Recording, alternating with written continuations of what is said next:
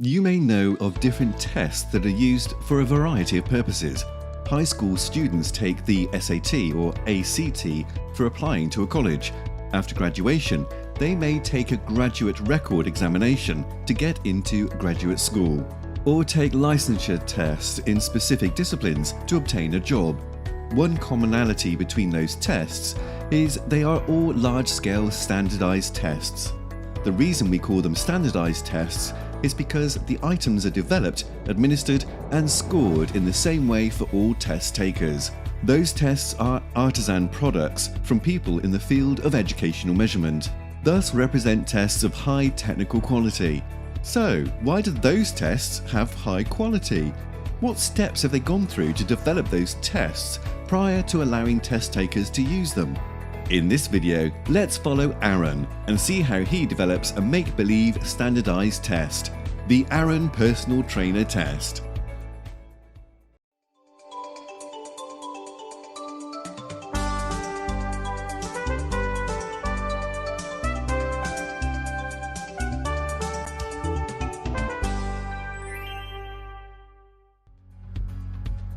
The gym planet is full of people with a strong passion to train in the gym, and many of them claim to be personal trainers who can help others get fit. But some of them are not really qualified to train people. Aaron, the Prime Minister of Gym Planet, decides to develop a personal trainer test and insists that a person needs to pass the test in order to officially become a personal trainer. He takes out his personal treasure, the roadmap to build a test, a gift from a group of measurement experts on Earth. The map details the 9 steps he needs to enact.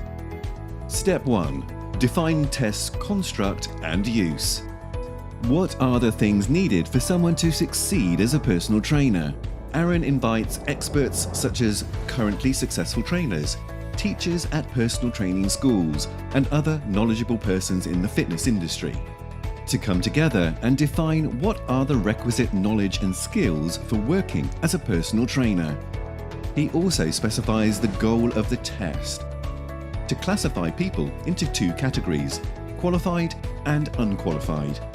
The goal is different to ranking candidates from most to least qualified, or selecting the best trainer on the planet. His specific goal of classification helps determine what kinds of items he is going to develop. Step 2. Decide item goals. How many items should Aaron develop for the test? Are the items going to be traditional items, such as multiple choice items, or simulated tasks on the computer, where test takers given specific training guidance to simulated clients, or real client encounters, where candidates will be scored as they coach standardized clients in real-life scenarios? In determining this, Aaron needs to consider available capital and resources that he has. Step 3. Decide administration issues. Aaron needs to figure out when and where the test can be taken, as well as how long the test will take. For example, will candidates go to a test-taking center? Or will they take the test in their own gym with a qualified person giving the test? Will the test be taken on paper or on a computer? Will all test takers see the same items, or will the test items adapt to each person, such that how one responds to one item informs which item they will see next? Will candidates be allowed to retake the test if they do not like their first test score?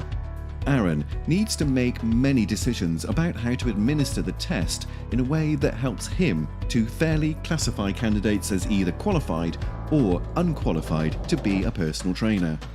Step 4. Decide required tasks.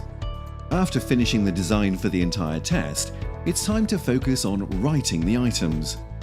The first question Aaron asks is, what specific observable behaviors are going to be assessed through the items?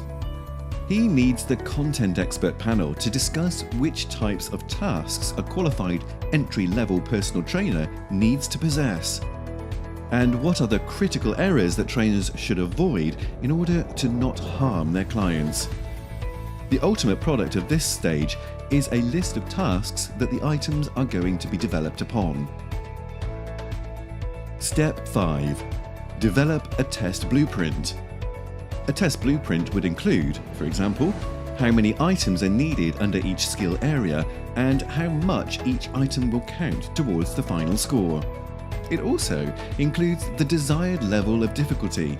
For example, questions asking about a definition such as "What is an exercise plan?" are easier than questions asking about candidates to develop a sample exercise plan for a client with diabetes. Ultimately, Aaron probably wants items that are not too hard because the purpose of this test is to select candidates who meet the minimum qualifications to be a personal trainer. If Aaron had a different test purpose, such as locating the highest performing personal trainers, his test blueprint would look different. Step 6. Write and review items. Ultimately, physical training experts are going to write the items, and Aaron needs to train those experts to write items according to the blueprint. Each item goes through the process of being drafted, edited, and reviewed by different groups of experts.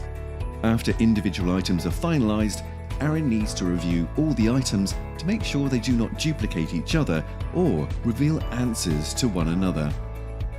Step 7. Pre-test.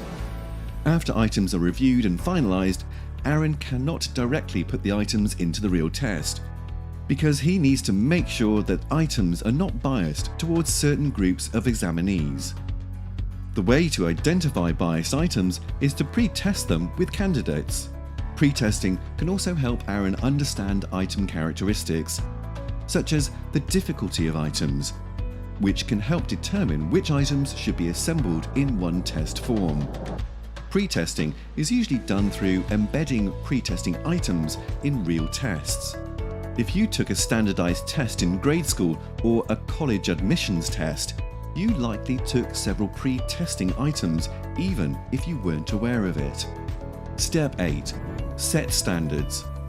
Before candidates take the test, Aaron needs the expert panel to figure out where to draw the line between qualified and unqualified.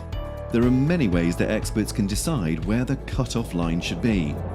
For example, Aaron can order items based on their difficulty, and experts can decide how far along those ranked items the minimally qualified personal trainer should succeed with the correct answers.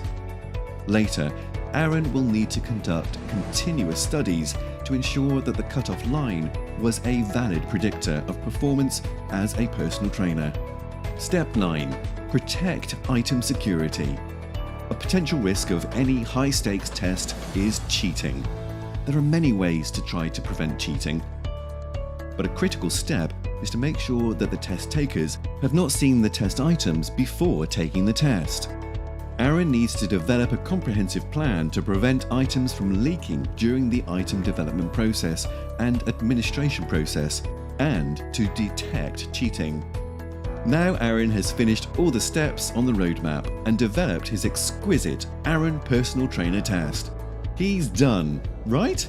Well, not exactly. A test is like a living organism. It needs new items all the time to prevent cheating, and it may become outdated in terms of its ability to qualify candidates.